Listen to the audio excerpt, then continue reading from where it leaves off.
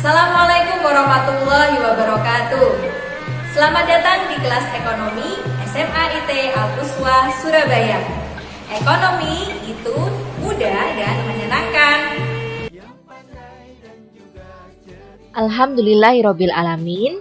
Pada video pembelajaran kali ini kita akan membahas materi baru di bab selanjutnya untuk pelajaran kelas 10 SMA, yaitu tentang peran pelaku kegiatan ekonomi.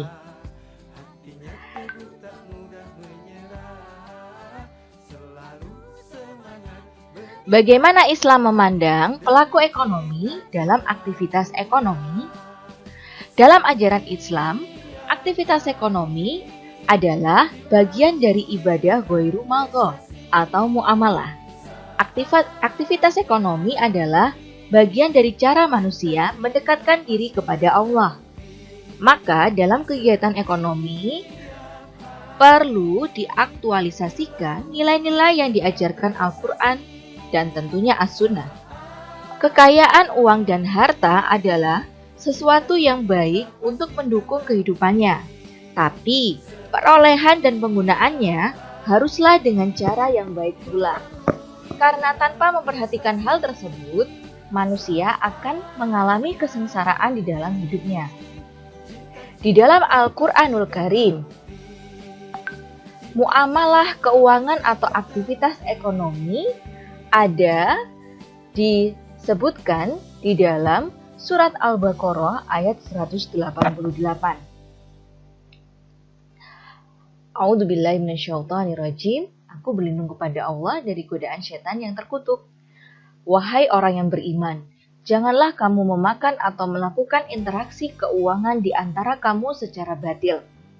Nah, lebih lanjut lagi di dalam surat Al-Baqarah ayat 195, Allah SWT berfirman, dan belanjakanlah harta benda di jalan Allah, dan janganlah menjatuhkan tangan atau diri ke dalam kebinasaan, dan berbuat baiklah.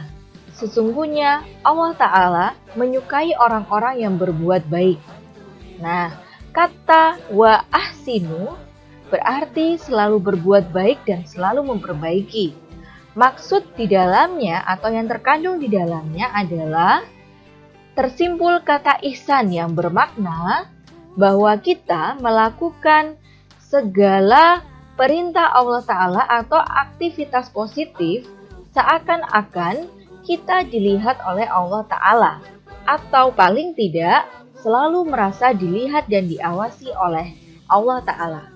Maka timbullah kesadaran akan pengawasan Allah Ta'ala, sehingga menjadikan seseorang atau individu yang beriman selalu atau ingin berbuat sebaik mungkin dan memperlakukan pihak lain lebih baik dari perlakuannya terhadap dirinya sendiri.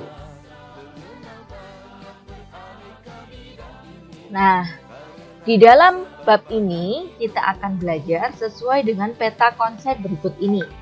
Ya. Yang pertama, kita akan belajar tentang kegiatan ekonomi yang meliputi yaitu aktivitas produksi, distribusi, dan konsumsi. Selain itu, kita juga akan belajar tentang bagaimana pelaku ekonomi ya yang digambarkan dengan 3 sektor ya. Ada perekonomian 2 sektor, perekonomian 3 sektor, dan perekonomian 4 sektor. Di mana sektor-sektor tersebut terdiri atas pelaku-pelaku ekonomi, yaitu ada rumah tangga konsumen ya dan rumah tangga produsen, dan ini ada di perekonomian 2 sektor ya. Nah, kemudian pemerintah, kalau ada pemerintah maka semuanya ini nanti masuk ke perekonomian 3 sektor ya. Dan apabila ditambah masyarakat luar negeri maka akan masuk ke dalam perekonomian 4 sektor.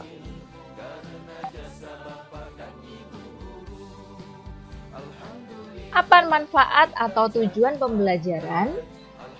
Ketika kita dapat memahami bab atau materi ini adalah Diharapkan dapat memahami peran rumah tangga keluarga sebagai pelaku kegiatan ekonomi.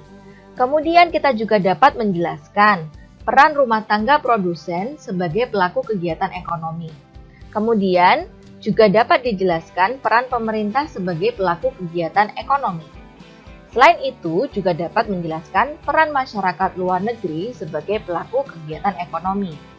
Kemudian, kita juga dapat memahami bagaimana interaksi antar pelaku ekonomi tersebut. Memahami perilaku konsumen, memahami perilaku produsen, dan membedakan antara peran konsumen dan peran produsen.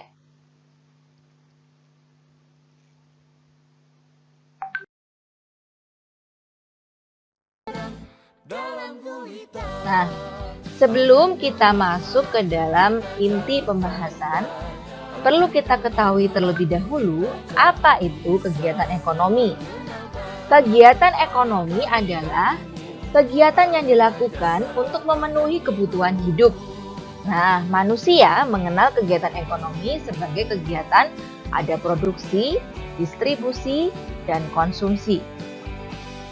Tujuan dari kegiatan ekonomi sendiri yaitu sebagai sarana pemenuhan kebutuhan dan menghasilkan keuntungan.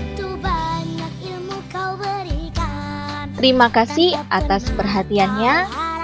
Semoga pembahasan kali ini dapat dipahami dan menjadi ilmu yang bermanfaat. Sampai jumpa di pembahasan materi selanjutnya. Wassalamualaikum warahmatullahi wabarakatuh. Jasamu takkan pernah terlupakan, sepanjang hayat selalu ku kenal, sepanjang hayat selalu ku kenal.